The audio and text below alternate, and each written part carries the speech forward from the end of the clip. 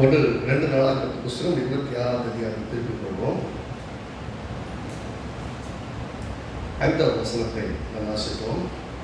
தேவனுடைய தரிசனங்களில் புத்திமானாக இருந்த சகரியாவின் நாட்களிலே தேவனை தேட மனதிலங்கி இருந்தால் அவன் கர்த்தரை தேடின நாட்களில் தேவன் அவன் காரியங்களை வாய்க்கப்படினார். போன வாரத்தில் ஒரு பகுதியை மட்டும் முன்பகுதியை மட்டும் ஆரம்பித்தோம். கேட்டா இப்போ தொடர்ந்து சில காரியங்களை பார்க்க போகிறோம். எவ்வளோ சக்ஸஸ்ஃபுல்லாக ஆரம்பிச்சோங்கிறது இல்லை, எவ்வளோ சக்ஸஸ்ஃபுல்லாக முடிக்கிறோங்கிறது நம்ம முக்கியம். கற்று சொல்கிற ஒரு காரியத்தினுடைய ஆரம்பத்தை பார்க்குற முடிவு அற்புதமாக இருக்கணும். அப்படி இல்லாமல் போச்சுன்னா ஹவு வி ஸ்டார்ட்டுங்கிறது விஷயம் இல்லை, ஹவு வி ஃபினிஷிங்கிறது தான் முக்கியம். ஏன்னா எல்லாரும் ஓடுறாங்க, பெறத்தக்கதான் ஓடுங்கன்னா போன்னு சொல்கிறாங்க. அப்படின்னா இந்த லைஃப் ஜேர்னியை எப்படி சக்ஸஸ்ஃபுல்லாக நடத்துறதுன்னா முதல் தேவை ஆண்டவர். இந்த பையன் இது யாரை பற்றி பேசுனா உசியா ராஜா. மூன்றாம் வருஷம் உசியா ராஜாவாகிற போது 16 வயசு. 16 வயது வாலிபன் கர்த்தரை எறிந்து கொண்டான், தேவனை விசுவாசித்தான். அதை விசுவாசித்த பையன் என்ன பண்ணா, கர்த்தருக்காக வைராக்கியமாக வாழ்ந்தான். 4ஆம் வசனம் சொல்லுது கர்த்தருக்கு பிரியமானபடி எல்லாம் செய்தால் என்று சொல்கிறது. 5ஆம் வசனம் சொல்றது ஒரு குறிப்பிட்ட ஊழியக்காரன், ஒரு பாஸ்டர் இருந்த காலத்தில் கர்த்தரை தீர்க்கதரிசனம் சகரியா, அவருடைய காலங்களில் கர்த்தர் அவங்க அப்பாவை அமர்ஷியாவை நல்லா நடத்தினாரு. அதே போல அமர்ஷியா எப்படியெல்லாம் இருந்தாலும் அதே மாதிரி பிள்ளை கர்த்தருடைய பார்வைக்கு நல்லதை செய்கிறான். ஆக 2 நாளாகமத்தில் 26ஆம் அதிகாரத்தில் 3ஆம் வசனம் சொல்றது உசியா ராஜாவாகிற போது 16 வயசு. 4ஆம் வசனம் சொல்றது அந்த தகப்பனாகி அமர்ஷியாவை செய்தபடியெல்லாம் கர்த்தரின் பார்வைக்கு செம்மையானதை செய்து அப்படின்னு சொல்லுது. தேவனுடைய தரிசனங்களில் புத்திமானாக சகரியாவின் நாட்களிலே கர்த்தரை தேட, தேவனை தேட மனது இணங்கி இருந்தாலும் சம்மதித்திருந்தான், அல்லது விருப்பத்தோடு இருந்தான், வில்ஃபுல் ஹார்ட்டோட கர்த்தரை தேடினான். கர்த்தரை தேடுவது எப்படி தேடணும்? அவர் உண்டென்றும் தம்மை தேடுவர்களுக்கு பலன் அளிக்கிறார் என்று விசுவாசிக்க வேண்டும் என்று 1 யோவான்ல வசனத்தை வாசிச்சுருவோமே. 1 யோவான்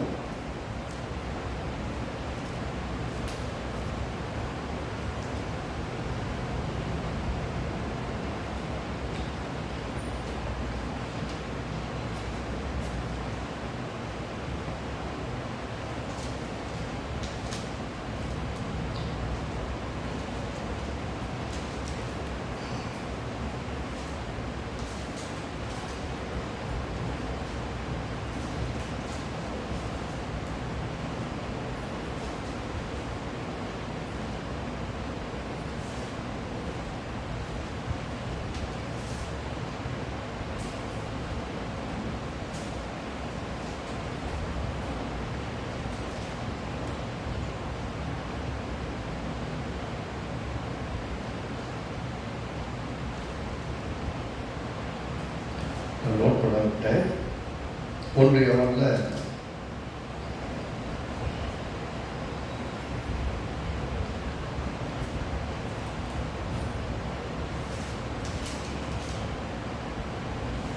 வேதவசம் அப்படியாக சொல்றது, தேவனை தேடுகிறவர்கள் எப்படி இருக்குமா, அவர் உண்டென்றும் தன்னை தேடுகிறவர்களுக்கு அவர் பலன் அளிக்கிறார் என்று விசுவாசிக்க வேண்டும். இல்லைன்னா பர்பஸ் இல்லாத கர்த்தரை தேடுறதில்லை.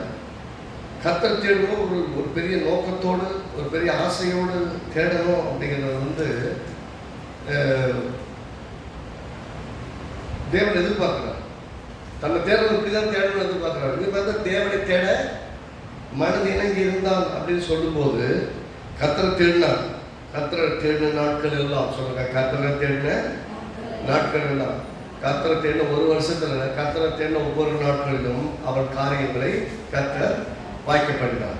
ஓகே, ஹி ஸ்டார்டட் வெல், ரொம்ப சக்ஸஸ்ஃபுல்லாக ஆரம்பித்தான். நான் இந்த வசனத்தை சொல்கிறேன். சரி, 26 வசனம் பார்த்துப்போம். 26 பார்த்துப்போம். முக்கியமாக நம்ம போக்க போகிறது என்னன்னா, 6வது வசனத்தை எப்படி ஆரம்பிக்கணும்? 2 நாளாகவும் 26:6 அதாவது இது 5 சொல்லுது, தேவனை தேட மனதிலங்கி இருந்தாலும் அவன் கர்த்தரை தேடின நாட்களில் தேவன் அவன் காரியங்களை வாய்க்க செய்தார். எப்படி வாய்க்க செய்தார் தெரியுமா? எப்படி சக்சஸ்ஃபுல்லாக ஆரம்பிச்சார் தெரியுமா? 6ஆம் வசனம் பாருங்க. அவன் புறப்பட்டு போய் பெலிஸ்தரோட யுத்தம் பண்ணி காத்தின் அலங்கத்தையும் அப்னையின் அலங்கத்தையும் அஸ்தோத்தின் அலங்கத்தையும் இடித்து போட்டு 3 பட்டணத்தினுடைய கோட்டைச்சுவரை இடிச்சுட்டான். அப்படின்னா சத்துருக்கள் ஆக்கிரமித்து வைத்திருந்த எல்லைகளை அல்லது அவர்கள் பாதுகாத்து வைத்திருந்த அரண்களை எல்லாம் எடுத்துட்டான். நீங்க கர்த்தரை தேட ஆரம்பிச்சிங்கன்னா உங்கள் எதிராளிகளின் எல்லைகளை நிர்மூலமாக்குவதற்கான அதிகாரத்தை கர்த்தர் தருவார். நான் வேகமாக சொல்லணுங்கிறதுக்காக 3 சேர்த்து சொல்றேன். ஒவ்வொரு அடங்கமாய் போய் இடிச்சுட்டு வரலாம். எதுக்கு இடிக்கணும்? இடிக்க வேண்டிய அவசியம் என்னன்னா ஜெயிக்கணும். அப்பே கர்த்தரை தேடும் போது கர்த்தர் உங்களோடு கூட இருப்பார். நீங்கள் செய்கிற காரியங்களை கர்த்தர் வாய்க்கப்படுகிறார். பார்த்தீங்கன்னா அவன் பெலிஸ்தரோட யுத்தம் பண்ணி, பெலிஸ்தர் யாரு? எப்போதுமே தேவ ஜனங்களுக்கு விரோதமாய் போர் செய்கிறார்கள். தேவ ஜனங்களுக்கு விரோதமாய் போர் செய்யக்கூடிய எல்லைகளை போய் அவருடைய அலங்கங்களை எல்லாம் இடித்து போட்டான். முதல் விஷயம். அஸ்தோத் நாட்களில் பெலிஸ்தருக்குள்ள பட்டணங்களையும் கட்டினான். எல்லாம் கோட்டை சுவர் இடிச்சுட்டு அங்க இருக்க பட்டணங்கள் தனக்குன்னு கட்டி எழுப்பி தன்னுடையதாக்கி கொண்டான். அப்படின்னா உங்கள் எதிராளிகள் ஆக்கிரமித்து வைத்திருக்கிற பொருள்களை, அவருடைய உடைமைகளை நீங்கள் சொந்தமாக்கி கூட அதை கட்டி எழுப்பி நீங்கள் வாழுகிற ஒரு இடமாய் கர்த்தர் மாற்றி தருவார். ரொம்ப பேரும் தேட ஆரம்பிக்கும் போது இவ்வளவு சக்சஸ்ஃபுல்லா இருக்கிறாரு. ரைட்டுங்களா? அடுத்து இந்த ஒரு வருஷத்துல இப்படி. அதுக்கப்புறம் பார்த்தீங்கன்னா அவர் யாரெல்லாம் ஜெயித்தார் பாருங்க. பட்டணங்களை கட்டினார். அடுத்து பெலிஸ்தரையும் கூர்பாவில குடியிருக்கிற அரபியரையும் மெகூனியரையும் வெல்ல தேவன் அவனுக்கு துணை நின்றார். 3 பெரிய ராஜாக்களை ஜெயிக்கிறதுக்கு யாரு? பெலிஸ்தியர், அரபியர், மெகூனியர். அரப்ஸை ஜெயிக்கிறதுக்கு, பெலிஸ்தியனை ஜெயிக்கிறதுக்கு, மெகூனியனை ஜெயிக்கிறதுக்கு வெல்ல தேவன் துணை நின்றார். முதல்ல இடிக்க உதவி செய்தார். இடித்த பட்டணத்தை தனக்காக கட்டிக்கொள்ள உதவி செய்தார். நான் இன்னைக்கு உங்களுக்கு முன்னாடி சொல்றேன், உங்கள் சத்துருக்களின் எல்லைகளை நீங்கள் சுதந்திரிக்கும்படிக்கு அதை இடித்து போடுவதற்கு அதிகாரம் கொடுப்பார். இடித்து போட்ட பகுதியை உங்களுக்காக கட்டிக்கொள்ள கர்த்தர் உதவி செய்வார். அது கட்டணும்னா இடித்து போறது இல்ல, எதிராளியை ஜெயிக்கணும். சொல்றாரு 3 ராஜாக்களை அந்த இடத்துல நிர்மூலமாக்கி அந்த அவங்களை எல்லாம் வெல்வதற்கு தேவன் துணை செய்தார். நான் சொல்றேன், நீங்க ஜெயிக்க உதவி செய்தால் தான் அவன் அரண்களை இடிக்கவும் முடியும். பரிசுத்த ஆவியானவர் சொல்றதுன்னா, நீங்க ஜெயிக்க ரெடின்னா விசுவாசத்தோடு நீங்க என்னோட நடக்க ஆரம்பிச்சீங்கன்னா, என்னை பற்றி கொள்ள ஆரம்பிச்சீங்கன்னா, நான் உங்கள் ஒவ்வொரு அடிகளையும் ஸ்திரப்படுத்தும். இந்த தடவை இந்த வருஷத்துல கர்த்தர் உங்கள் மேல் கண்ணோக்கமா இருக்கிறார். நீங்கள் சுதந்திரித்துக் கொள்வதற்கு என்னெல்லாம் செய்யணுமோ அதை செஞ்சு, நீங்க எப்படியெல்லாம் பழுகும் பெருகும் செய்யணுமோ அதையெல்லாம் செய்யறதுக்கு தேவன் கவனமா இருக்கிறார். இங்க கர்த்தர் சொல்றாருன்னா, கவனமா பாருங்க. உசியா ராஜாவாகி 16 வயது வாலிபன் வெற்றிகரமாய் போய் 3 ராஜாக்களை ஜெயிச்சுட்டு 3 ராஜாக்களுடைய பட்டணங்களை எல்லாம் இடித்து போட்டு 3 பட்டணங்களையும் தனக்காக கட்டி கொண்டான். வெல்றதுக்கு தேவன் துணை நிற்கிறார்.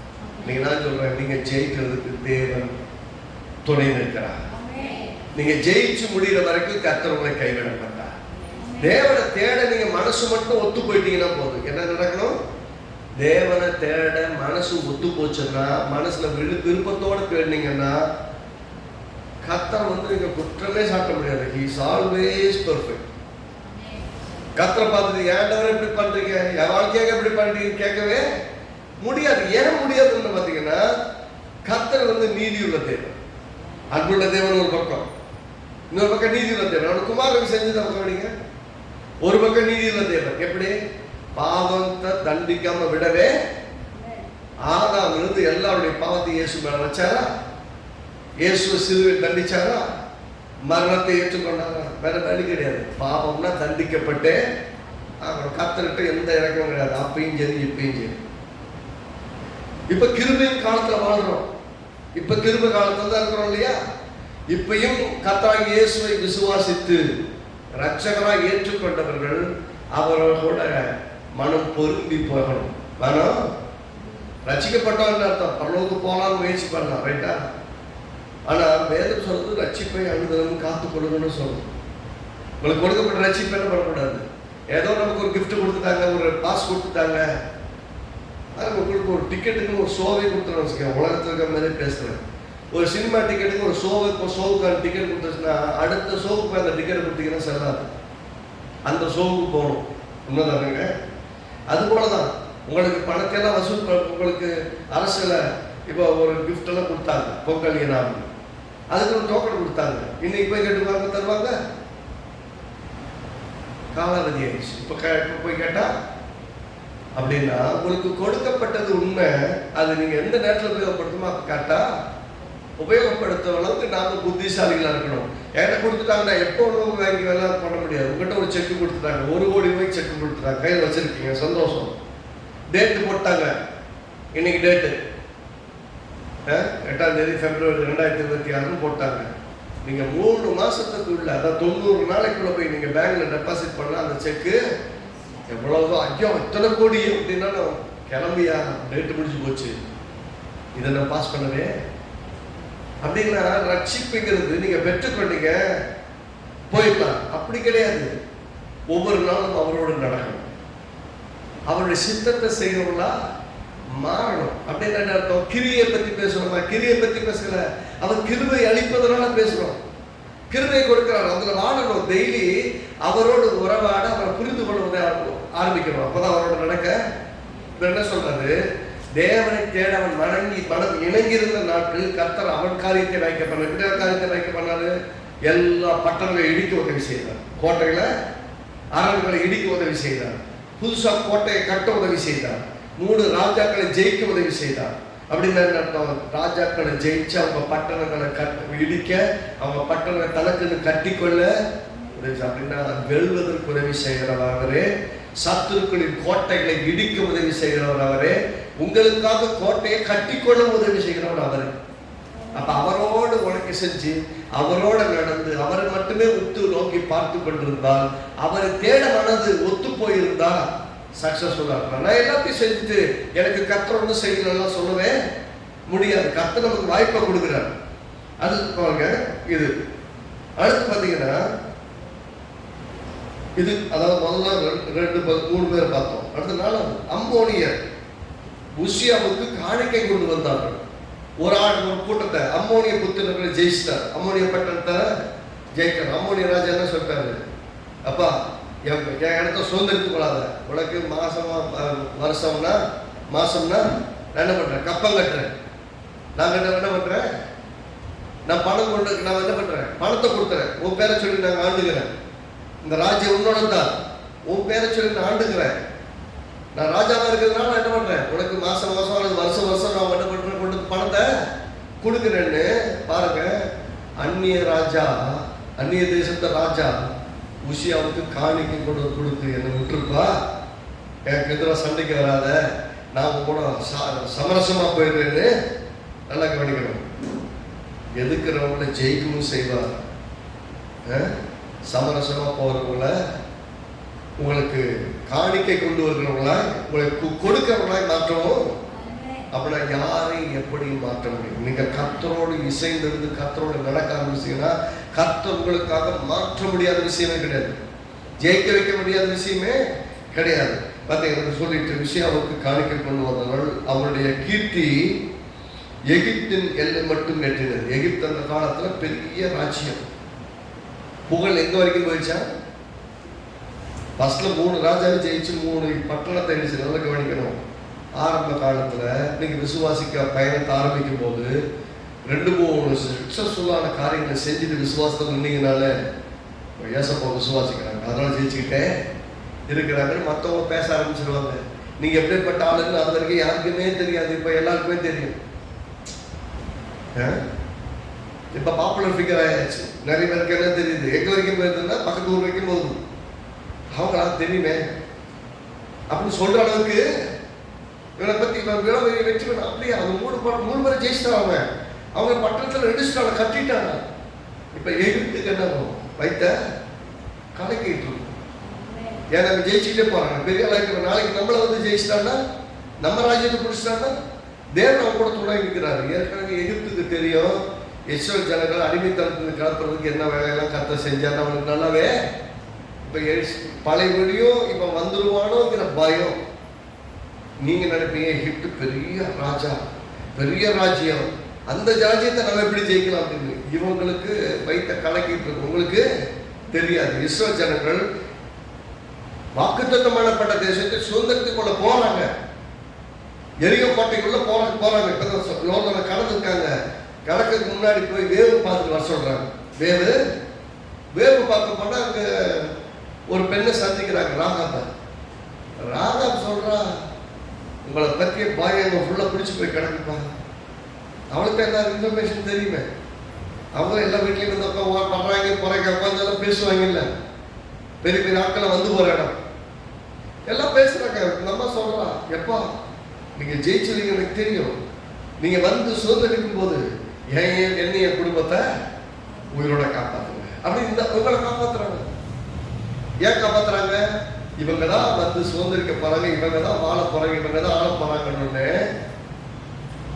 நாம நினைக்கிறோம். இவங்க நினைக்கிறாங்க பெரிய பெரிய ஆளா இருக்காங்க, ராட்சச பிறவிகள் இருக்காங்க, ஏனாக்கியில் இருக்கிறாங்க, எங்களை மிதிச்சிருவாங்க, எங்களை கொண்டுருவாங்கன்னு பயந்தாங்க. இவங்க தான் நல்லா கவனிக்கணும். இவங்களுக்கெல்லாம் பயம். ஆனா இவங்களை குறித்து அங்க அவங்களுக்கு பயம். நீங்க நினைக்கிறீங்க அவங்கெல்லாம் எங்களை பார்க்கும்போது ஒரு மாதிரியா பார்க்குறாங்க, ஒரு மாதிரியா பார்க்குறாங்க, என்ன பண்ணிடுவானோன்னு பயந்து பார்க்குறாங்க. இவங்கனால ஏதாவது பண்ணிடுவாங்களோன்னு பயப்படுறாங்க. இவங்க ஏதாவது ஜெபம் பண்ணி ஏதாவது பண்ணி விட்டுருவாங்களோன்னு பயப்படுறாங்க. சொல்லுங்க, என்னை பார்த்து பயப்படுறாங்க, நான் அவங்கள பார்த்து பயப்படல, அவங்க என்ன பார்த்து பயந்துட்டு இருக்கிறாங்க. நானும் நினைக்கிறேன் என்ன அவங்கள பார்த்து நான் பயந்துட்டு இருக்கிறேன். ஆனா உண்மையா அவங்க தான் உங்களை பார்த்து பயந்துட்டு இருக்கிறாங்க. உங்களுக்கு தெரியாம அவளுக்கு பயந்துட்டு இருக்கீங்க. இப்ப சொன்னேன் இல்லையா, பிசாசு ஒரு மேட்டரே கிடையாது. பிசாசு அடிக்கடி பார்த்தீங்கன்னா பிசாசு பாவம் விட்டு வைப்போம். ஆண்டவரை விட்டு வச்சிருக்கிறாரு, ஆண்டவரை விட்டு வச்சிட்டார். சரி, சந்தோஷமா இருக்கும். அவரால் முடிஞ்சது என்ன செய்யட்டும். ஆனா கர்த்தர் ராஜா. அதுக்காக என் வீட்டுக்குள்ள வாப்பா, என் எல்லைக்குள்ள வாப்பால இன்வைட்லாம் கிடையாது. வெளியே போய் நில்லு, இந்த எல்லைக்குள்ள வராத. என்னையும் என் வீட்டையும் எனக்கு உண்டான உடமைகள் எங்கேயும் உங்களுக்கு ஆளுகையே கிடையாது. நான் இயேசுவின் நாமத்துல ஃபர்பிட் பண்றேன், உனக்கு அனுமதியை மறுக்கிறேன். எங்களையும் எங்க ஆலயத்தையும் ஆலயத்திற்கு குடும்பங்களையும் உறவுகளையும் சுற்றிலும் கர்த்தராகிய இயேசுவின் நாமத்துல பாதுகாப்ப நான் டிக்ளேர் பண்றேன். ரத்தத்தினால வேலைய பேசுகிறேன், பரிசுத்தாவின் அதிகாரத்தோடு நான் சொல்றேன். எல்லா வீட்லயும் காவல் இருக்கும்.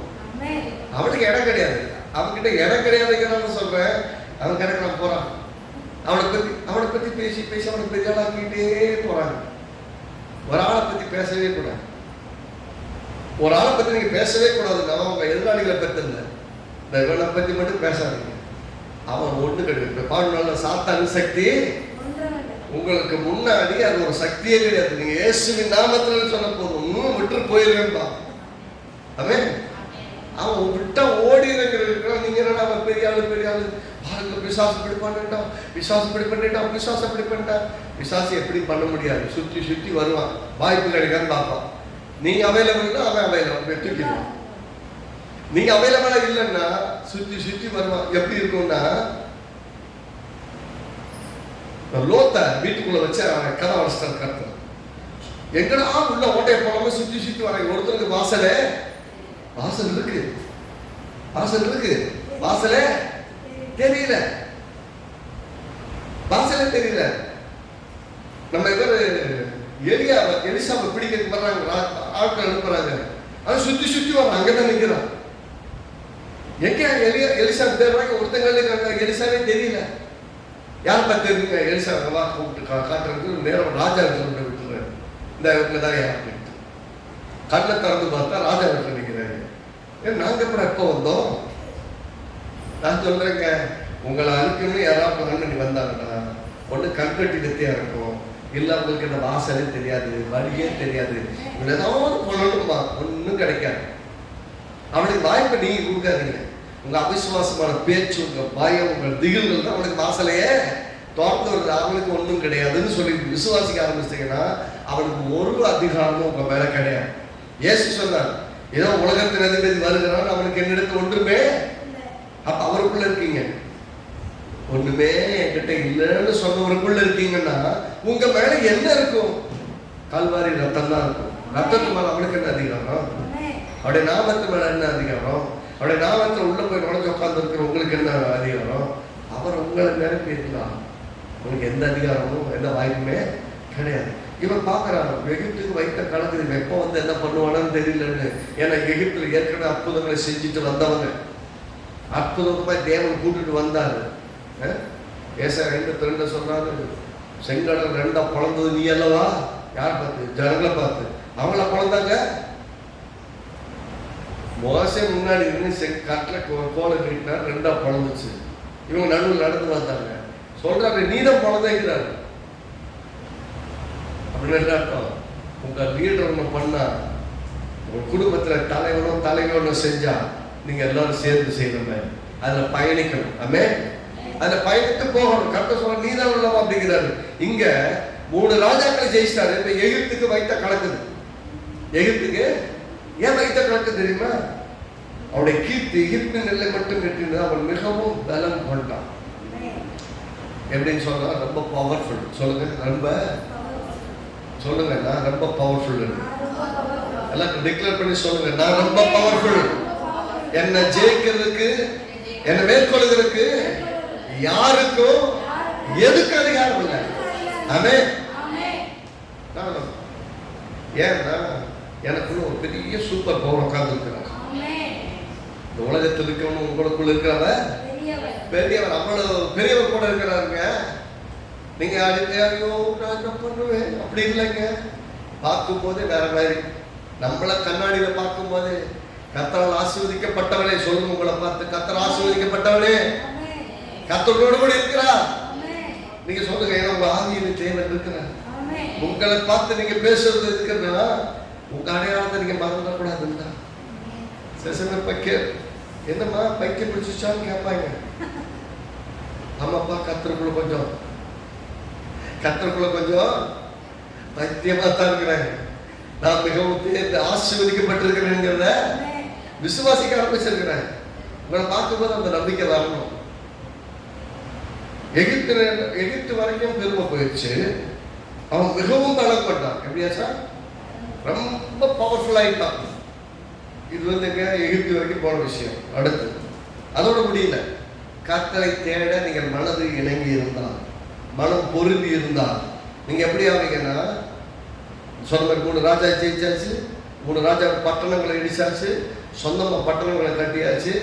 ஒரு ராஜா வந்து விட்டுருப்பா, என்னை விட்டுரு, நான் வந்து உனக்கு அடிமை, நீ உனக்கு வந்து காணிக்க கொடுக்குறேன்ட்டாரு. இந்த புகழ் வந்து எகிப்து வரைக்கும் போயிடுச்சு. இது ஒரு ஒரு பகுதி. அடுத்து அவனுக்கு பள்ளத்தாக்கிலும் 10ஆம் வசனம் 9ஆம் வசனம் பாருங்க. உசியா எருசலேமிலே மூளை வாசல் மேலும் பள்ளத்தாக்கு வாசல் மேலும் அவனுடைய அலங்கத்து கோடிகள் மேலும் கோபுரங்களை கட்டி அவங்களை பலப்படுத்தினார். இது வரைக்கும் கோபுரம்லாம் கட்டல. கோபுரம்னா வாட்ச் டவர். தூரத்துல யாராவது வந்தாங்கன்னா அந்த டவர்ல இருந்து பார்த்து எதிராளி வர்றவங்க கண்டுபிடிச்சு சொல்றதுக்காக. பாருங்க, நீங்க இதுவரை பார்க்காத விதத்தில் உயர்ந்த ஸ்தலங்களை ஏற்படுத்தி பார்ப்பதற்காக கோபுரங்களை கட்டுகிற விதத்தில் கட்டவர்கள் நடத்துவார். இந்த நேரில் பார்க்குறீங்க, ஒரு குறிப்பிட்ட ஹைட்ல இருந்து பார்த்தீங்கன்னா கொஞ்சம் தான் தெரியும். ஆனால் ரொம்ப ஹைட்டாக போயிடுச்சுன்னா எல்லாத்தையும் பார்க்கலாம். கர்த்தர் இவனுக்கு எப்படிப்பட்ட கிருபை கொடுக்குறாருன்னா, 2 சைடில் இன்னொரு வாசலுக்கு மேலே கோபுரங்களை கட்டி வாட்ச் டவர் செட் பண்ணுறான். கண்காணிக்கக்கூடிய கோபுரம் சொல்லுவாங்க, கண்காணிப்பு கோபுரம். எல்லா இடத்துலையும் பார்த்தீங்கன்னா டிராஃபிக் இருக்கிற இடம் பாருங்க, போலீஸ்காரர் மேலே உட்காந்து பார்த்துட்டு இருப்பார். எதுக்கு?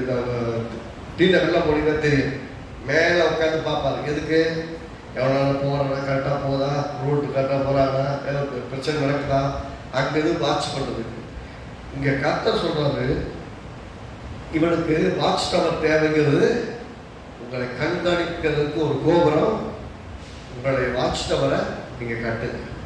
விசுவாசத்தின் கண்களில் தூரங்களுக்கு தொலைகளுக்கு பார்க்கக்கூடிய விதத்தில் கட்ட உதவி செய்யலாம்.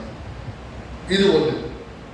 அடுத்து 10ஆம் வசனம், அவனுக்கு பள்ளத்தாக்கிலும் சமனான பூமியிலும் அநேக மாடுகளும் மலைகளிலேயும் வயல்வெளிகளையும் பயிர்க்குடிகளும் திராட்சை தோட்டக்காரனும் உண்டாயிருந்தபடியால் அவன் வனாந்தரத்தில் கோபுரங்களை வெட்டி எங்க எங்க எங்க நல்லா சொல்லுங்க, எங்க கோபுரம் எங்க கட்டினானா?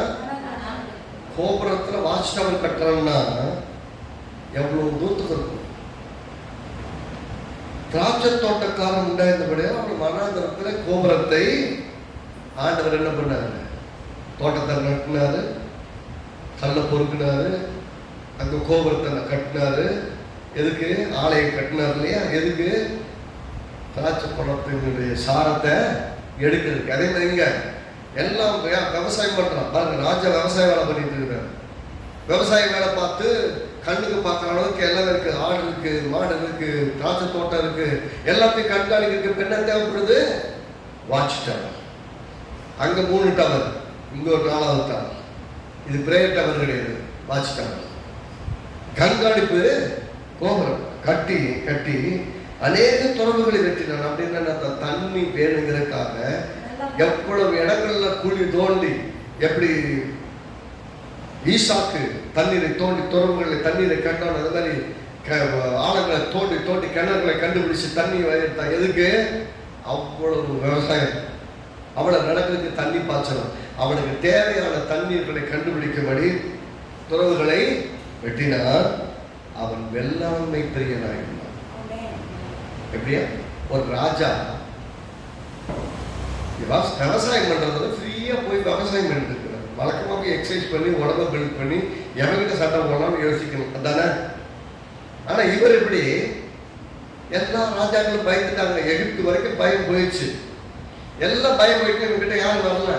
ஆனா இவன் என்ன பண்றான்? விவசாயம் பண்ணிட்டு இருக்கான். ராஜா போயிட்டு, நான் இப்படி சொல்றேங்க, நீங்க பிரியப்பட்டு செய்கிற வேலை இருக்குல்ல, உங்களுக்கு பிடிச்ச வேலை. ராஜாங்கிறது அது ஒரு ஸ்தானம் போட்டு வச்சுட்டாங்க, வேற வழி இல்லை, இருக்கணும். உங்களுக்குன்னு பிடிச்ச வேலை இருக்குல்ல, எப்பயுமே பார்த்தீங்கன்னா பிள்ளைகளுக்கு பிடிச்ச காரியம் இருக்கும், அதை செய்யவே விட மாட்டோம். புக்கை படி மாற்ற பெரியாராகும், வேலைக்கு போ, சம்பாதி, இவ்வளோதான் சொல்லுவோம். ஆனால் அவங்களுக்குன்னு ஒன்று பிடிச்சது இருக்கும். அவங்க சொல்லி கூட பார்ப்பாங்க, சில சொல்லவும் மாட்டாங்க. தெரியுமா? அவங்களுக்கு பிடிச்சதை செய்யறதுக்கு வாய்ப்பே இருக்காது. இவன் பாருங்க, அவனுக்கு பிடிச்சதை செய்யறதுக்கான வாய்ப்பை தேவன் உருவாக்கி தருவார். நான் சொல்றேங்க, வாலிப பிள்ளைகளுக்கும் சரி, பெரியவங்களுக்கும் சரி, சிறியவங்களுக்கும் சரி, உங்க பிரச்சனைனால டெய்லி அழுத்தப்பட்டு உங்க அன்னாட பிரச்சனையை சமாளிக்க முடியாம உங்களுக்கு உண்மையா இருக்க திறமைகள், நீங்கள் ஆசைப்படுகிற காரியத்தை செய்ய முடியலன்னா என்ன பிரயோஜனம்? நான் சொல்றேன், உங்களுக்கான வாய்ப்புகளை தேவன் உருவாக்கி தரும். நீங்க கர்த்தரோட மனம் பொருந்துட்டீங்கன்னா உங்களுக்கு ரெஸ்டிங் பீரியடை கொடுப்பார், லீசர் டைமை கொடுப்பார். எனக்கு எவ்வளவுக்கு இல்லை ஃப்ரீ டைம் இருந்ததுன்னா விவசாயம் பண்ற அளவுக்கு போயிருப்பான். ஏன்னா யுத்தத்துல கத்தி பிடிக்க வேண்டிய கையில விவசாயத்துக்கான வேலையை பார்த்துட்டு உட்காந்துருக்க அந்த மனுஷன். கர்த்தர் இளைப்பாறுதலை கொடுத்தா தான் உங்களை தானியங்களை பெருக்க முடியும். ஆமே. அப்ப கர்த்தர் உங்களுக்கு இளைப்பாறுதலை தருவார். ஆமே. கர்த்தர் பேசிட்டு இருக்கார், திருக்க தரிசனமான சில வார்த்தைகளை பேசுற மாதிரி பேசிக்கிட்டு வர்றாரு. நீங்கள் இளைப்பாறுதல்னா, இளைப்பாரி நீங்க விரும்பின வேலையை செய்யணும்னா உங்களுடைய விருப்பங்களையும் செய்யணும். எனக்கு இருக்க பிஸி இதெல்லாம் பண்ண முடியலைங்க அப்படின்னா, கர்த்தர் உங்கள் உள்ளத்தில் கொடுத்திருக்கும் ஆசைகள், உங்களுக்கு கொடுத்திருக்க திறமைகள், அதை செயல்படுத்துவதற்கு நீங்க நிம்மதியா இருந்தா தான் செய்ய முடியும். நிம்மதியா இல்லைன்னா அன்னன்னைக்கு பிரச்சனையை சமாளிக்காத ஓடிட்டு இருப்பீங்க. அப்படி நிம்மதியா இருந்து இந்த மாதிரி எக்ஸ்ட்ரா கரிக்குலர் ஆக்டிவிட்டியும் செய்யணும்னா ஆண்டவருடைய ஆவியான உங்களுக்கு உதவி செய்யணும். நான் சொல்றேன், கர்த்தருக்கு உதவி செய்வார். அப்ப இந்த வசனத்தின்படி 3 ராஜாவை ஜெயிச்ச உடனே விவசாயம் பண்றதுக்கு போறவங்க ஃப்ரீ ஆயிட்டாங்கல்ல. அடுத்து பாருங்க, வெள்ளாண்மை பிரிவு அந்த உசியாவுக்கு யுத்த வீரன் சேனைகள் இருந்தது. எப்படி யுத்த வீரர் சேனைன்னா இந்த பிரேவ் பீப்புள் இருக்குன்னு சொல்லுவாங்கல்ல. படையில இருக்கக்கூடிய எத்தனை பேர் இருக்கிறது? படைக்கு முன்னாடி ராஜாவுக்காக சண்டை போட்டு நிற்பாங்கல்ல, தளபதியோடு சேர்ந்து நிற்பாங்கல்ல, முக்கியமான ஆட்கள். ஒரு ஆள் 2 ஆள் கிடையாது. நல்லா பாருங்க, சம்பிரதாக ஏலினாலும் ஆதிக்கக்காரனாகிய மெசையாவினாலும் லக்கம் பார்க்கப்பட்டபடியே ராஜாவின் பிரபுக்களில் ஒருவனாகிய அனனியாவின் கீழ் வகுப்பாய் சேவகம் பண்ண புறப்பட்ட போது பராக்கிரமசாலிகளை வம்ச தலைவரின் தொகையெல்லாம் 2600 பேர். 2600 பேர் கிரேட் பீப்புள். யோசிக்காம போய் அடிச்சு காலி பண்றாங்க. யுத்த வீரர்கள் கிடையாது இவங்களை. எப்படின்னா பராக்கிரமசாலிகள். அடுத்து பாருங்க, சொல்றது இவர்கள் கையின் கீழ் சத்துருக்களுக்கு விரோதமாக ராஜாவுக்கு துணை நிற்க பராக்கிரமத்தோட யுத்தம் பண்ணுகிற 3,07,500 பேரான சேனை. இந்த 3,07,500 பேர், 3,07,500 ஆர்மி பீப்புள் இருந்தாங்க. 2,500 முக்கியமான படைத்தலைவர்கள், படையை நடத்தக்கூடியவங்க. இவங்களுக்கு எல்லாம் தனித்தனியாக 100 பேர், 200 பேர், 1000 பேர் பிரித்து யுத்தங்களை நடத்துகிறவங்களா இருப்பாங்க. சரி, இது ஒரு பக்கம். அப்படின்னா இவன் சேனைகளை பலப்படுத்துகிறதுக்கு தேவன் உதவி செய்யலாம். கர்த்தரோடு இருந்தால் நீங்கள் ஒவ்வொன்றையும் பிளான் பண்ணி இவங்களெல்லாம் ட்ரெயின் பண்ணி மிக சிறப்பானவங்களா நான் சொல்கிறேன். இங்கே பயிற்சி பெற்ற மாதிரி எல்லாத்தையும் ரெடி பண்ணி எல்லாரையும் ஆவியானவர்கள்ட்ட நடக்க பண்ணி நல்ல சத்தியத்தை நல்லா போதிச்சு எல்லாரையும் பலப்படுத்தி ஒரு ஸ்ட்ராங் குரூப்பை ஃபோர் ஃப்ரண்டில் நின்று மற்றவங்களை நடத்துறவங்களாம் மாற்றுறதுக்கான வேலையை ஆண்டவர் இந்த ஊழியத்தில் செய்ய உதவி செய்வார். எத்தனை பேர் விசுவாசிக்க என்னோட கூட செய்வாங்க. அதே கர்த்தர் வந்து ஒரு ஆர்மியை ரெடி பண்ணிக்கிட்டு இருக்கிறார், ரெடி பண்ணுவார். நிறைய இன்னும் ஏராளமாக நடக்கும் பாருங்க. அடுத்து இந்த சேனையில் இருக்கிற 14 வருஷம் இந்த சேனையில் உள்ளவர்கள் எல்லாரும் உசியாவுடைய கேடகங்களையும் ஈட்டிகளையும் தலைச்சிலாவையும் மார்க்கவசத்தையும் வெள்ளுகளையும் கல்லறிய கவன்களையும் ஆயத்தப்படுத்தினார். 3,500 பேர், அதாவது 3,07,500 பேருக்கும் இந்த 2,500 பேருக்கும் ப்ரொடெக்ஷன் ஆர்மி ப்ரொடெக்ஷன் எக்யூப்மெண்ட் இருக்கு இல்லையா, மார்க்கவசம், கேடகம், கத்தி, இப்படி போன்ற யுத்தத்திற்கு பயன்படுத்துகிற தளவாடங்களை ரெடி பண்ணுற வேலையை செய்யலாம். அப்படின்னா எவ்வளோ ஃப்ரீயாக இருந்து பயன்படுறாங்க. ரெஸ்டாரண்ட் வீட்டில் ரெஸ்டாரண்ட்லாம் இருக்க கிடையாது. ஒரு நாள் லீவ் விட்டால் அக்காரான்னு படுத்து மணிக்கணக்காக தூங்கலாமோ. இவர் பாரு எப்படி பண்ணாரா, எல்லாத்தையும் ரெடி பண்ண. உசியா கேடகங்கள், ஈட்டிகளை, தலை சிராக்கள், மார்க்கவசங்கள், வெள்ளுகளையும் கல்லறியும் கவன்களையும் ஆயத்தப்படுத்தினார். கோபுரங்கள் மேலும் அலங்குகள் கோடி மேல் நின்று அம்புகளையும் பெரிய கற்களையும் பிரயோகிப்பதற்கான நிபுணரான எக்ஸ்பர்ட்டான தொழிலாளிகள் கற்பித்த யந்திரங்களையும் மெஷின்களை அவன் எருசலேமில் உண்டாக்கினான். நல்லா கவனிங்க, என்னெல்லாம் உண்டாக்குனாரா? கல் எறிகிறதுக்கு, வில்லு எறிகிறதுக்கு மெஷினை ரெடி பண்ணாங்க. ஒரு நேரத்தில் ஒரு அம்பு தான் வில்லு செய்ய முடியும். இவர் ஒரு நேரத்தில் 100 அம்பு எறிது எப்படின்னு மெஷின் கண்டுபிடிச்சிருக்காங்க. ஒரே இதில் 100 அம்பு. அதே மாதிரி ஒரே நேரத்தில் பெரிய பெரிய கல்லுகளை தூக்கி போடுவாங்க இல்லையா, பாறைகள், அந்த மாதிரி தூக்கி போடுறதுக்கு என்ன செய்யலாம், அதுக்கு மெஷின் கண்டுபிடிச்சிருக்காரு. யோசிச்சு பாருங்க, ஒரு யுத்தத்தில் இன்னைக்கு ராணுவத்தில் பெரிய பெரிய விமானங்கள், தூரத்தில் போய் தாக்கக்கூடிய ஆயுதங்கள், விமானங்கள் கண்டுபிடிக்கிறாங்க இல்லையா, அதான் ஃபைட்டர் ஜெட்டுன்னு சொல்லுவாங்க. அதெல்லாம் கண்டுபிடிச்சு எல்லாத்துக்கும் கூட சேர்த்துட்டு வர புதுசாக வாங்கியிருக்கோம். நம்ம செய்யணும்னு வெளியிருந்து கூட வாங்கியிருக்கோம். ஆனால் வெளியிருந்து வாங்கலை. மேக் இன் ஜெருசலேம், எப்படி மேட் இன் இந்தியா மாதிரி மேக் இன் ஜெருசலேம் அவனே செய்யறான். எல்லாத்தையும் ரெடி பண்ணிட்டு யுத்த தளவாடங்கள் எல்லாம் அவனே ரெடி பண்றான். பெரிய பெரிய கல்ல பிரயோகிக்கு அதை எல்லாம் எக்ஸ்பர்ட்டை வச்சு அவங்க எல்லாம் ரெடி பண்ணி கற்றுக் கொடுத்தாங்களோ அதை வச்சுட்டு பக்கம் ரெடி பண்ணிட்டு இருக்காங்க. ஆர்மியை பயங்கரமாக ஸ்ட்ரென்தன் பண்ணிட்டான். எகிப்துக்கு ஏற்கனவே வயிற்றுல புடிய கரெக்டு. இதில் இவன் எல்லாருக்கும் நெத்தியில் எவ்வளவு கத்தி குத்தவங்க கூட உள்ள போவாங்க. 3,07,500 பேர் பாதுகாப்பாக இருப்பாங்க. 2,500 பேருக்கும் பாதுகாப்பாக இருக்கும். மார்க்கவசம், ஈட்டி, கேடகம் எல்லாத்தையும் ரெடி பண்ணிட்டான். பெரிய பெரிய கவன்களை ரெடி பண்ணிட்டான். பின்னாடி பார்த்தீங்கன்னா எல்லாம் மாட்டி நெஞ்சில் மாட்டி எல்லாமே பத்திரமா வைக்கிற மாதிரி மட்டும் இல்லை, மெஷின்களை கண்டுபிடிச்சு மெஷினை வச்சு யுத்தம் பண்ற அளவுக்கு யுத்தத்தில் டெக்னாலஜியை இன்ட்ரோடியூஸ் பண்றான். நான் சொல்றேங்க, நீங்க கர்த்தரோட நடக்க ஆரம்பிச்சுன்னா உங்களுக்கு மைண்ட்ல என்னென்னலாம் புதுசு புது ஐடியாலாம் வரும். தொழில் செய்கிற ஐடியாவாக இருந்தாலும் சரி, நீங்க செய்கிற வேலையில இன்னும் இப்படி சிறப்பாக டெக்னிக்கா செய்யலாம், படிச்சாலும் இப்படி டெக்னிக்கா படிக்கலாம். ஊழியம் செஞ்சால் இப்படி டெக்னிக்கா ஊழியம் செய்யலாம். கர்த்தர் புதுசு புதுசு புதுசு புதுசா கத்து கொடுத்துட்டாரு. இன்னோவேட்டிவா பண்றதுக்கு, டெவலப் பண்றதுக்கு உதவி செய்வார். அதெல்லாம் யோசிக்கவே ஆவியானவர் என் கூட பேசிட்டு இருக்காரு. டெக்னிக்கலா கத்து கொடுக்கிறவரு கத்து கொடுப்பாரு. எப்படி எல்லாம் பண்ணலாம். இப்படி தோணவே இல்லையே நமக்கு. தோணதுப்பா, உனக்கு தோணாது. தோன்றதுக்கு ஒருத்தர் உதவி செய்வார். இப்படி எல்லாம் செய்யலாமே, இப்படி செஞ்சிருக்கலாமே. எப்பயுமே பார்த்தவங்க செஞ்சு முடிச்சுட்டு பிரச்சனை மாட்டினதுக்கு அப்புறம் இப்படி செஞ்சிருந்துருக்கலாமே யோசிப்போம். அவரு முன்னாடியே கொடுத்தவர் இப்படி எல்லாம் செய்யலாமே.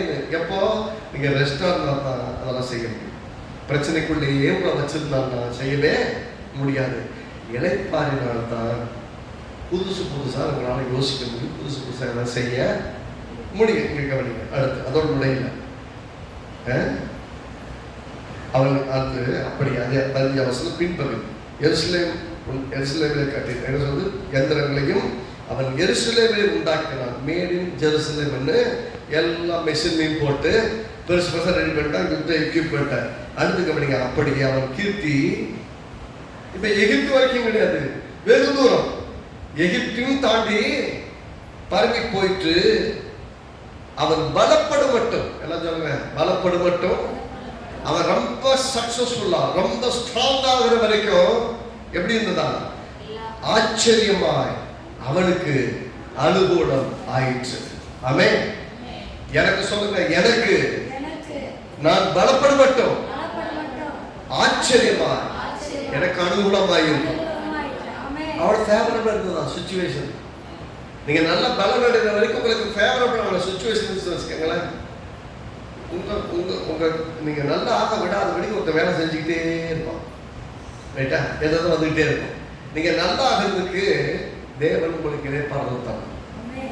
இளைப்பாறுதல் இருந்தால் தான் உங்களால் என்ன பண்ண முடியும், ஜெயிக்க முடியும், முன்னாடி போக முடியும், வெற்றிகரமாக வாழ முடியும். நீங்க வீட்டில் போய் இன்னும் தியானிங்க, பரிசுத்த ஆவி உங்களோட கூட பேசுவார். அதெல்லாம் ஆச்சரியமா அவனுக்கு அனுகூலம் ஆயிடுச்சு.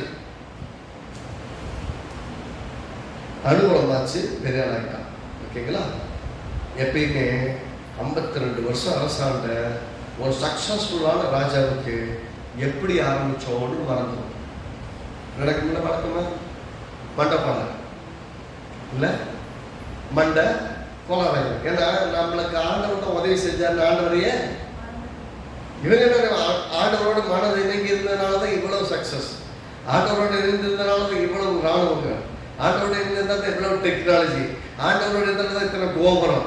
ஆண்டவரோட இருந்ததுனால தான் 3 பட்டணங்களை கட்டி இப்படி பின்னாடி இருந்து போவோம். இவர் 3 பட்டணங்களை இடிக்க, 3 பட்டணங்களை சேர்த்து கட்ட, எகிப்து வரைக்கும் பேர் புகழோடு வாழ உதவி செய்தார்கள். மறந்தே 16 வருஷம் பாருங்க.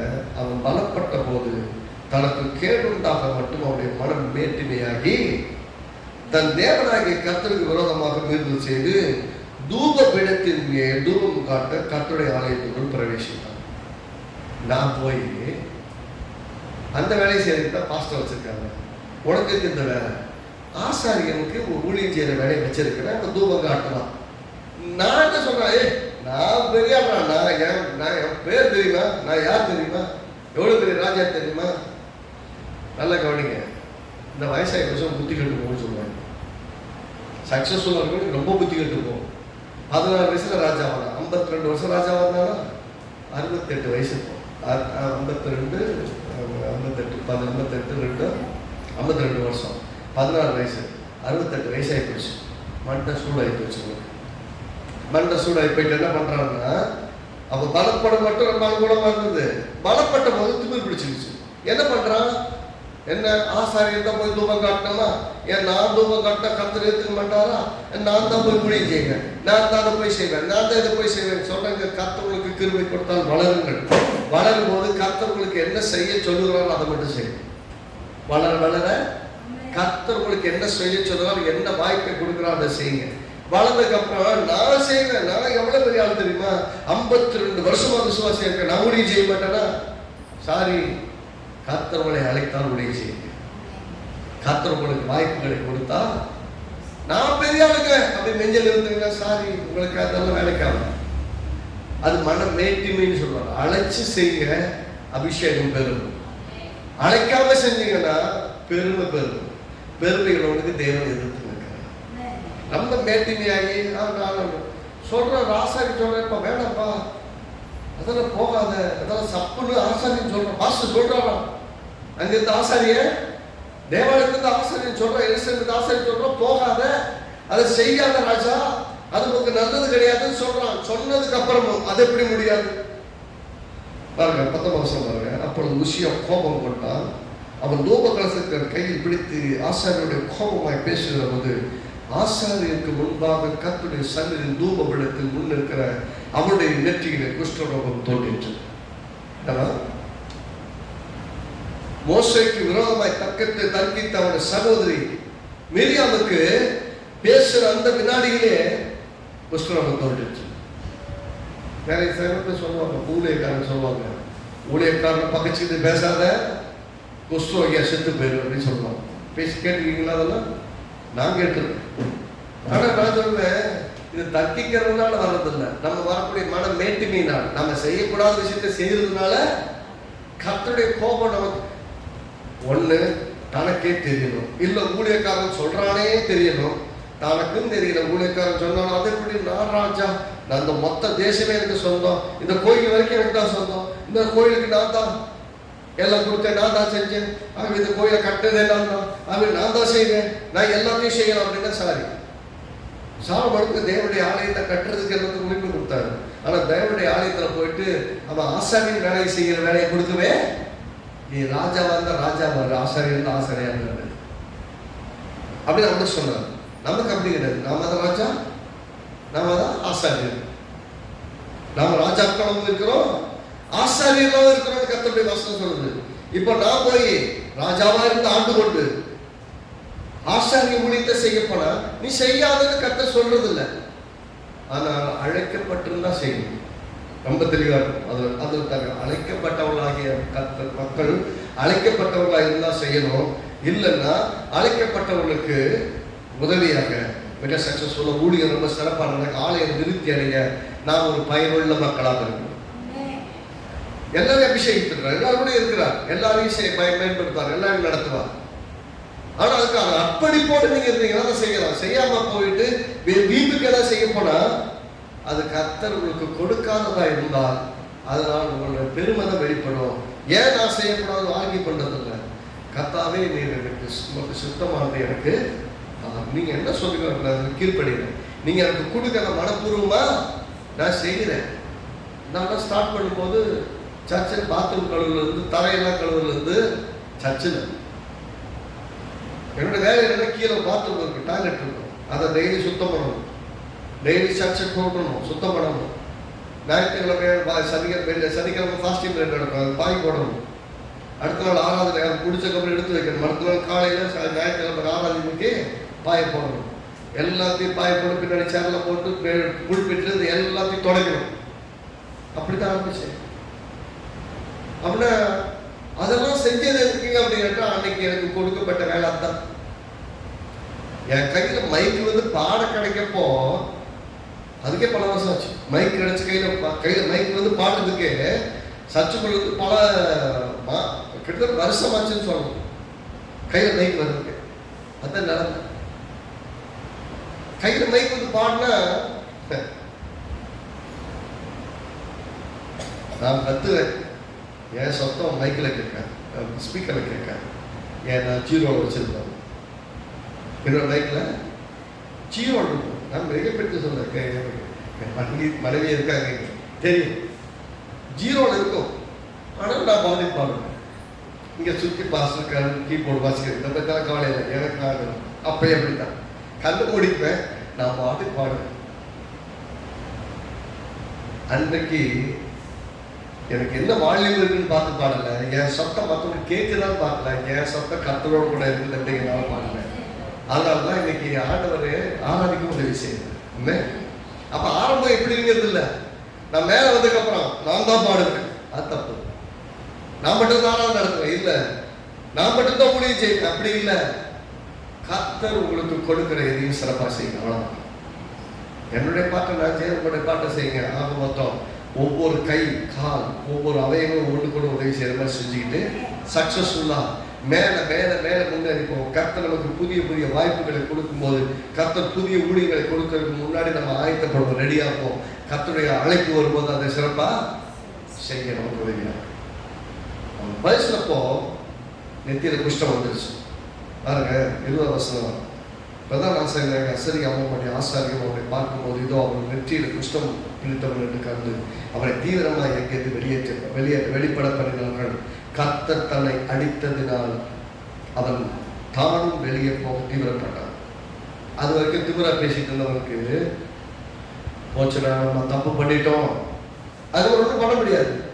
குஷ்டம் வந்தவன் தேவாலயத்துக்கு மட்டுமல்ல, பட்டணத்துக்கே புறமா இருக்கணும், எருசலேமுக்கே வெளியே இருக்கணும், உள்ள வரக்கூடாது. யாரும் வந்தாங்கன்னா தீட்டு தீட்டுன்னு கத்தணும். கத்த வெளியே பாருங்க. நான் தேவாலயத்துக்குள்ள போவே முண்டு பிடிச்சிட்டு போனான். மொத்த பட்டணம் அவனோட தான், மொத்த ராஜ்யம் அவனோட தான். இன்னைக்கு நான் பெரிய ராஜான்னா அவன் ரோட்டுக்கு போய் பட்டணத்துக்கே வெளியே கொண்டு விட்டாங்க. எந்த பட்டணத்தை காட்டி கோபுரங்களை காட்டி நான் பெரிய ராஜான்னு சொன்னானோ அந்த எல்லைக்குள்ளே இல்லாதபடிக்கு தேவன் தள்ளிட்டான். அதோட இருந்தாலும் பரவாயில்ல. 21 வருஷம் சேர்ந்து அவன் ராசாவாகிய உசியா தான் மரண நாள் மட்டும் குஷ்டரோகியாக இருந்து கர்த்தருடைய ஆலயத்துக்கு புறம்பாக்கப்பட்டபடினால் ஒரு தனித்த வீட்டிலே குஷ்டரோகியாய் வாசம் பண்ணினார். சிங்காசனத்தில் வீட்டிருக்க வேண்டியவன், அரண்மனையில் வாழ வேண்டியவன், அவ்வளவு பெரிய ராஜ்யத்துக்கு அதிபதியாக இருந்தவன் ஒரு சின்ன வீட்டில் தன்னுடைய வாழ்க்கையை நடத்துறவனுக்கு அவருடைய வாழ்க்கை மோசமாக போன காரணம் கர்த்தரோடு கூட போர் செய்தது. கர்த்தருடைய திட்டங்களுக்கும் அவருடைய சித்தத்துக்கும் விரோதமாய் போர் செய்தது. அது மட்டும் இல்லை, கடைசி 23ஆம் வசனம் பாருங்க. உசியால் தான் பிதாக்களுடைய நித்திரை பண்ணின பின்பு, நித்திரை அடைந்த பின்பு ஜனங்கள் அவனை குஷ்டரோகி என்று சொல்லி அவனை அவன் பிதாக்கள் அண்டையிலே அடக்கம் பிதாக்கள் அண்டையில் ராஜாக்களை அடக்கம் பண்ணுகிற இடத்துக்கான அருகான நிலத்திலே அடக்கம் பண்ணுகிறார். ராஜாவா இருந்தவன் 52 வருஷம், நல்லா கவனிக்க, முடிக்க போறேன். 52 வருஷம் சக்சஸ்ஃபுல்லா வாழ்ந்த ராஜா. ஆரம்பம் எப்படி ஆரம்பிச்சாரு? ஜெகஜோதியா இருந்தது சொல்லுவாங்கல்ல. ஆகா ஓஹோன்னு அவன் பேர் புகழ் எப்படி வரைக்கும் போச்சுன்னா எகிப்து வரைக்கும் போச்சு. அவன் வெகு தூரம் வரைக்கும் போச்சு. அவன் அந்த இடத்துல சொல்ல முடியாத அளவுக்கு பெரிய ஆள் ஆயிட்டான். எகிப்துக்கெல்லாம் அப்புறம் போயிடுச்சு. அவ்வளவு பெரிய ஆளானா நல்லா கவனிக்க. இந்த அதே பட்டணத்தின் ஜனங்கள் தனக்கு ராஜாவா இருந்தவன், ஜனங்கள் எல்லாரும் வெறுக்கப்பட்டவன், சொந்த ஜனம். ஏன்னா கர்த்தர் எப்படி அவன் கர்த்தர் அடிச்சுட்டாரு, புறம் தள்ளிட்டாருன்னா அந்த அடையாளம் என்னன்னா அது துஷ்டம். அது பட்ட உடனே மக்கள்லாம் எப்படி வைக்க ஆரம்பிச்சிட்டாங்கன்னா இவன் தகுதி எல்லாம் இல்லை. எதுல அடக்கம் பண்றது? அவங்க அப்பாவோட வம்சத்துல அமர்சியா அடக்கம் பண்ணப்பட்ட கல்லறை கூட வைக்க விடல. ராஜாக்கள் அடக்கம் பண்ற ஒரு கல்லறை இருக்குல்ல, அந்த கல்லறை வைக்கிற. கர்த்தருக்காக நல்லா வாழ்ந்தவன், கர்த்தரோட நல்லா நடந்தவன், கர்த்தருடைய பார்வை செம்மையாய் செய்தவன், செம்மை இல்லாம செய்தவனுக்கும் ராஜாக்கள் அடக்கம் பண்றவனாக்குல அந்த ராஜாக்கள் வைக்கிற கல்லறை வைக்கிற. நல்லா கவனிக்கணும். பிதாக்களின் கல்லறை வைக்கல, ராஜாக்கள் கல்லறை வைக்கல. அது பக்கத்துல ஒரு கல்லறை ஒன்று வச்சாங்க, பெயர் இல்லாத கல்லறை. நீங்க பாருங்க என்ன கல்லறை, அந்த கல்லறைல என்ன வாசகம் போட்டிருப்பாங்கன்னு நினைக்கிறீங்க? குஷ்டரோகி கல்லறை. 52 வருஷம் சக்சஸ்ஃபுல்லா வாழ்ந்த ராஜாவுடைய கல்லறையில குஷ்டரோகியின் கல்லறைன்னு போட்டு வச்சிருந்தா எப்படி இருக்குன்னு எப்படி ஆரம்பிச்சோம் முக்கியம் இல்லை, எப்படி முடிச்சோன்னு பாருங்க. நீங்க எப்படியே பின்னாடி பாருங்க. இத்தனை பட்டணங்களை கட்ட ராஜான்னு போடல பேருங்க, இத்தனை ராஜாக்களை ஜெயிச்சவனு போடல, இவ்வளவு பெரிய படைகளுக்கு தலைவனா இருந்தாலும் போடல, இவ்வளவு டெக்னாலஜி இன்ட்ரோடியூஸ் பண்ணதுனால மிக வல்லுநராகிய போர் வல்லுநராகிய ராஜான்னு போடல, வெள்ளாண்மை பிரியனா இருந்தாரு, நம்ம அக்ரிகல்ச்சர் ரெவல்யூஷனிஸ்ட் போடல. அரசு என்ன போட்டு பிடிச்சாங்க? 52 வருஷம் இருந்தது, ரொம்ப சக்சஸ்ஃபுல்லா இருந்தா. மனம் பொருந்துனா, நல்லா முடிக்க போறேன். மனம் பொருந்துனா மேன்மை, மனம் மேட்டுமையான புறந்தளப்படும். அப்போ கர்த்தருக்கு முன்பாக தாழ்மைப்படுகிற போது கர்த்தர் உங்களை உயர்த்துவார். கர்த்தர் ஏற்ற வேலையை உங்களை உயர்த்தும்படி அவர் கைக்குள்ள அடங்கியிருக்கு. எத்தனை பேருக்கு ஆசீர்வாதம் அவருக்கு இருந்துச்சு, அவனுக்கு எக்ஸ்டெண்டட். ஆனால் இன்னைக்கு கர்த்தருடைய ஆவியானவர்கிட்ட ஒரு அபிஷேகத்தோடும் வாக்கு தத்துவத்தோட தீர்க்க தரிசனத்தோட அதே நேரத்தில் ஒரு எச்சரிக்கையோடு கூட நம்மகிட்ட ரொம்ப கேர்ஃபுல்லாக இருக்கணும். கிறிஸ்துவ லைஃபிங்க வந்து கத்தி ஷார்ப்பா இருக்கிற பகுதியை கையில் பிடிச்சிருக்க மாதிரி உருவனா அறுத்துரும். அதில் மிக ஞானமாய் நம் வாழவும் கற்றுக்கொள்ள வேண்டும். கர்த்தர் நம்மை அழைத்தவர். நான் சொல்றேன், உங்களை ரொம்ப கர்த்தர் ஆசீர்வாதமாய் வைப்பா. நீங்கள் ஆசீர்வாதமாக இருப்பீர்கள். ஆமென்.